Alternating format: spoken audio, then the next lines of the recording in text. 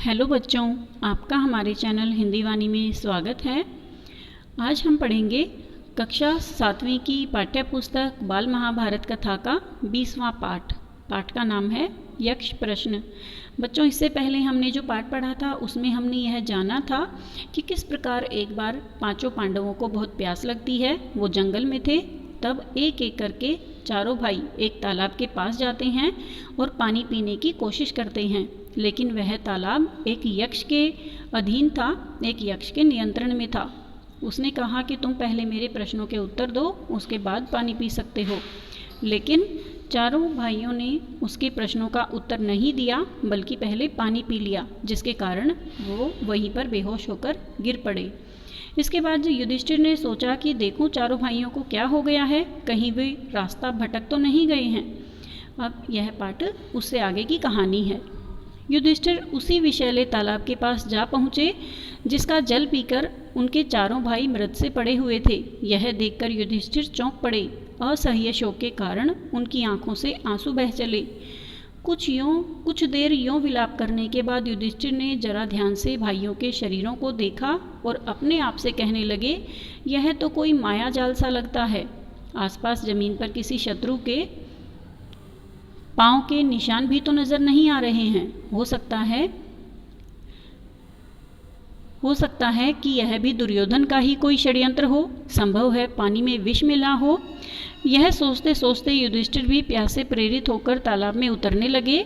इतने में वही वाणी सुनाई दी। युधिष्ठिर ने ताड़ लिया कि कोई यक्ष बोल रहा है। उन्होंने बात मान ली और बोले, आप प्रश्न कर सकते हैं। यक्ष ने कई प्रश्न किए, जिनके उत्तर युधिष्ठिर ने दिए।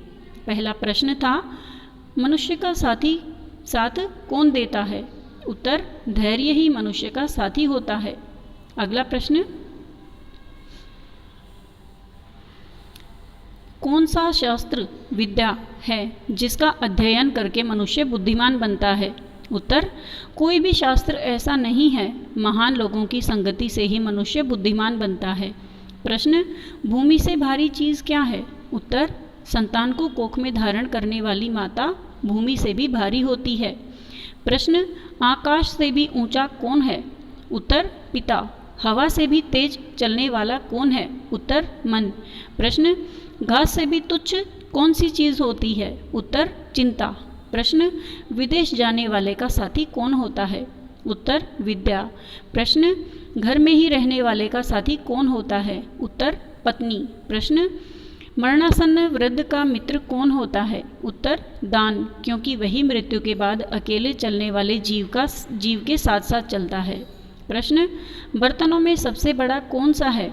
उत्तर, भूमि ही सबसे बड़ा बर्तन है जिसमें सब कुछ समा सकता है। प्रश्न, सुख क्या है? उत्तर, सुख वह चीज है जो शील और सच्चरित्रता पर स्थित है। प्रश्न, किसके छूट जाने पर मनुष्य सर्वप्रिय बनता है? उत्तर, अहंकार के भाव के छूट जाने पर मनुष्य सर्वप्रिय बनता है। अहंकार। उत्तर, प्रश्न, किस चीज के खो जाने से दुख नहीं होता है? उत्तर, क्रोध के खो जाने से दुख नहीं होता है। प्रश्न, किस चीज को गंवाकर मनुष्य धनी बनता है? उत्तर, लालच को गंवाकर मनुष्य धनी बनता है। प्रश्न, संसार में सबसे बड़े आश्चर्य की बात क्या है? उत्तर, हर रोज आंखों के सामने कितने ही प्राणियों को मौत के मुंह में जाते हुए देखकर भी मनुष्य बचे हुए व्यक्तियों के बारे में यह सोचता है कि हम अमर हैं। यानी हम अपनी आंखों के सामने बहुत सारे लोगों को मृत्यु के मुंह में जाते हुए देखते हैं, मरते हुए देखते हैं, लेकिन फिर भी हम यह सोचते हैं कि हम तो अमर हैं, हम नहीं मरेंगे। यही महान आश्चर्य की बात है। इसी प्रकार यक्ष ने कई अन्य प्रश्न भी किए और युधिष्ठिर ने उन सबके ठीक ठीक उत्तर दिए। अंत में यक्ष बोला, राजन, मैं तुम्हारे मृत भाइयों में से किसी एक को जीवित कर सकता हूँ। तुम जिस किसी को भी चाहो वह जीवित हो जाएगा। युधिष्ठिर ने पल भर सोचा कि किसे जीवित कराऊं। थोड़ी देर रुककर बोले, मेरा छोटा भाई नकुल जी उठे। युधिष्ठिर के इस प्रकार बोलते ही यक्ष ने सामने प्रकट होकर प्रश्न पूछा, युधिष्ठिर, 10,000 हाथियों के बल वाले भीमसेन को छोड़कर तुमने नकुल को जीवित करवाना क्यों ठीक समझा? युधिष्ठिर ने कहा, यक्षराज, मैंने जो नकुल को जीवित करवाना चाहा, यह सिर्फ इसी कारण कि मेरे पिता की 2 पत्नियों में से माता कुंती का बचा हुआ एक पुत्र तो मैं हूँ। मैं चाहता हूँ कि माता माद्री का भी एक पुत्र जीवित हो उठे, जिससे हिसाब बराबर हो जाए। अतः आप कृपा करके नकुल को जीवित कर दें। पक्षपात से रहित मेरे प्यारे पुत्र, तुम्हारे चारों ही भाई जी उठें, यक्ष ने ऐसा वर दिया। उन्होंने युधिष्ठिर के सद्गुणों से मुग्ध होकर उन्हें छाती से लगा लिया और आशीर्वाद देते हुए कहा, 12 बरस के वनवास की अवधि पूरी होने में अब थोड़े ही दिन बाकी रह गए हैं। 12 मास तक जो तुम्हें अज्ञातवास करना है वह भी सफलता से पूरा हो जाएगा। तुम्हें और तुम्हारे भाइयों को भी कोई नहीं पहचान सकेगा। तुम अपनी प्रतिज्ञा सफलता के साथ पूरी करोगे। इतना कहकर धर्मदेव अंतर्ध्यान हो गए। वनवास की कठिनाइयाँ पांडवों ने धीरज के साथ झेल ली। अर्जुन इंद्रदेव से दिव्यास्त्र प्राप्त करके वापस आ गया। भीमसेन ने भी सुगंधित फूलों वाले सरोवर के पास हनुमान से भेंट कर ली थी और उनका आलिंगन प्राप्त करके 10 गुना अधिक शक्तिशाली हो गया था। मायावी सरोवर के पास युधिष्ठिर ने स्वयं धर्मदेव के दर्शन किए थे और उनसे गले मिलने का सौभाग्य भी प्राप्त कर लिया था। वनवास की अवधि पूरी होने पर युधिष्ठिर ने ब्राह्मणों की अनुमति लेकर उन्हें अपने परिवार के अन्य लोगों से कहा कि वे नगर को लौट जाएं। युधिष्ठिर की बात मानकर सब लोग नगर लौट आए और यह खबर उड़ गई कि पांडव हम लोगों को आधी रात में सोया हुआ छोड़कर न जाने कहाँ चले गए। यह सुनकर लोगों को बड़ा दुख हुआ।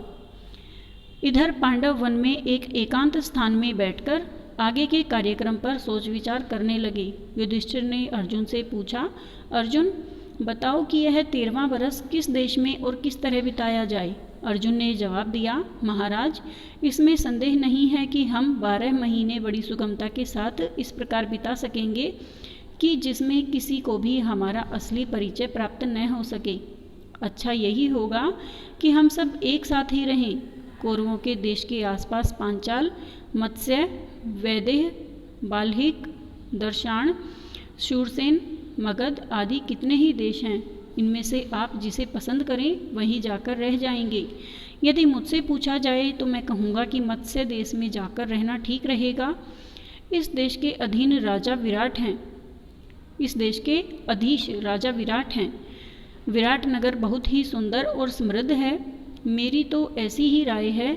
आगे आप जो उचित समझें वह करें।